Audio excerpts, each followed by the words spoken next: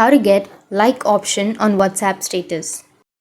So if you want to get the like option on WhatsApp status, then first check your internet connection and make sure that you've updated the application. After that, open up your WhatsApp application, go with the upper right, which has that three dots, tap on settings. Once you go with settings, you need to scroll down, go with help. Once you're under help, tap on help center, and under the help center, you just need to simply go and search for get started. Tap on get started and then tap on status. Go with the first option, which is about status, and tap on no, and then tap on other, and you can submit the feedback, or go with contact us, which is on the bottom. And from here you need to write, hi WhatsApp team, my WhatsApp account status like option is not showing, but I want to get this option, so please help me to solve this issue. And after you've written that, you can simply go with send, and you can send it to WhatsApp support, and after that you will get the like option on WhatsApp status. So that's it, and if you have any questions, feel free to comment below.